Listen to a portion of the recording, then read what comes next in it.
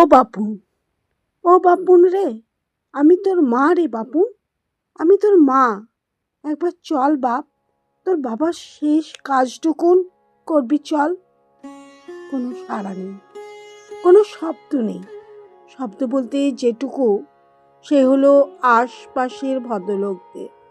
একতলা দোতলা বাড়ির দুমদাম দরজা জানলা বন্ধ করার শব্দ। রাত কিন্তু বেশি না, বড়জোর 10টা, 10:30 এরকম। উলবেড়িয়া পুরসভার 28 নম্বর ওয়ার্ডের লতিফপুরের নতুন পাড়া। খবরটা কি বাতাসে ছড়ালো কে জানে, হলে হয়তো হতেও পারে তাই। তবু হাল ছাড়িনি মহাদেব মিস্ত্রির বউ সতীবালা দাসী। মানুষটার কিন্তু হয়নি কিছুই, করোনা টরোনা কিছুই হয়নি।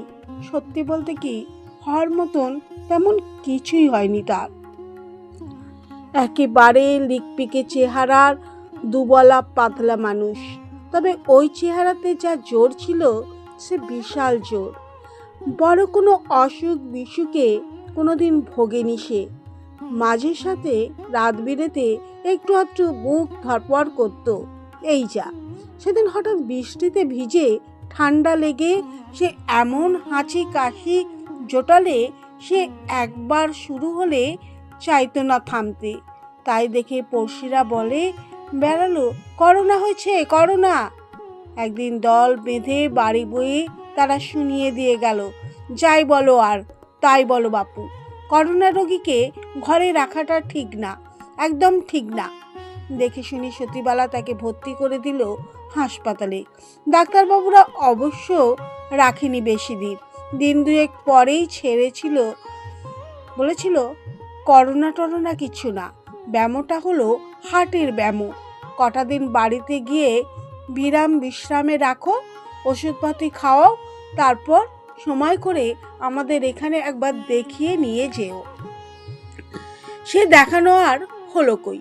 এই সন্ধ্যা রাত বুক ধরপড় করতে করতে চলে গেল মানুষটা।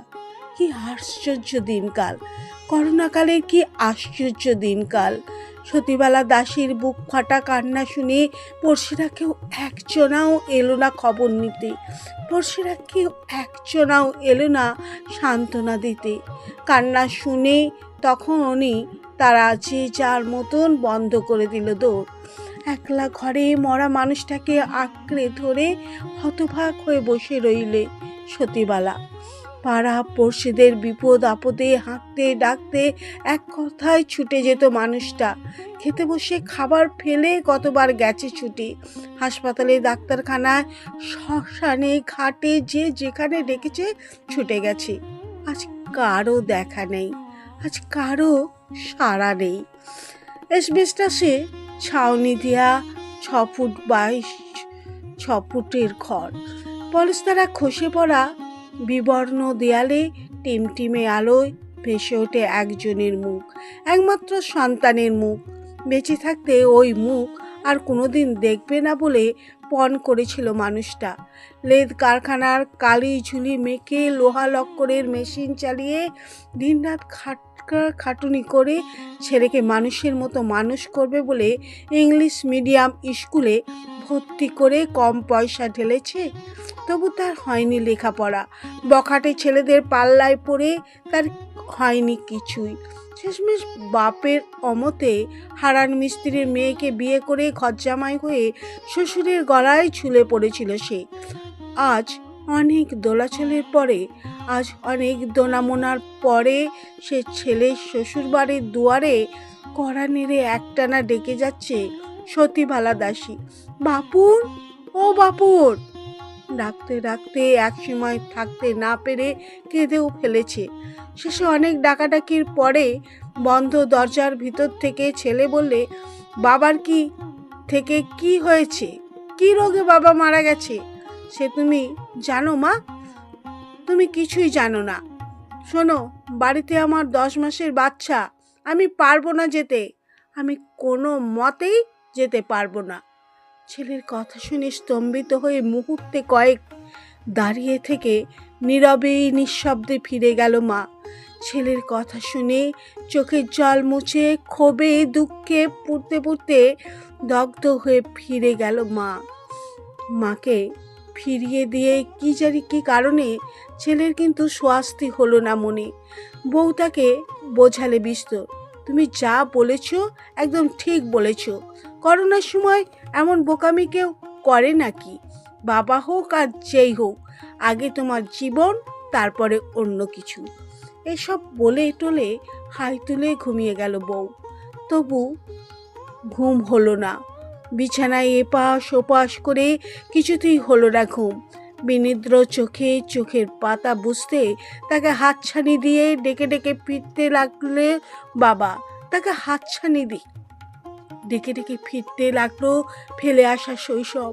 কখনো বাবার কাঁধে রথের মেলায়, কখনো বাবার কোলে নাগরদোলায়, কখনো পুজোর গন্ধে নতুন জামার আনন্দে বাবার হাত ধরে ঠাকুর দেখতে এ পাড়া ও পাড়ায়। এসবের মাঝে এক সময়ে শেষ রাতের ফিকে অন্ধকারে চুপি চুপি বাইরে এসে দুয়ার খুলে বসে রইল সে, অন্য কিছু না। বাড়ির সম্মুখ দিয়ে যে পথ গেছে চলে, সে পথ দিয়ে হাঁটবার লোকেরা যেমন হাঁটে যায়, তেমনি যায় শ্মশান যাত্রায়। তাই যদি দেখা যায় দরজার আড়াল থেকে, দেখা যায় যদি একটু, শেষবারের মতন দেখা হয় যদি একবার। দেখা অবশ্য হয়েছিল তার, তবে সে দেখা অন্য দেখা। শেষ রাতের অন্ধকারে নক্ষত্রদের আলোয় সে দেখেছিল নিস্তব্ধ নির্জন পথে বাবা মহাদেবকে কাঁধে নিয়ে মা সতী চলেছে শ্মশান যাত্রায়। করোনাকালের মা সতী চলেছে শ্মশান যাত্রায়।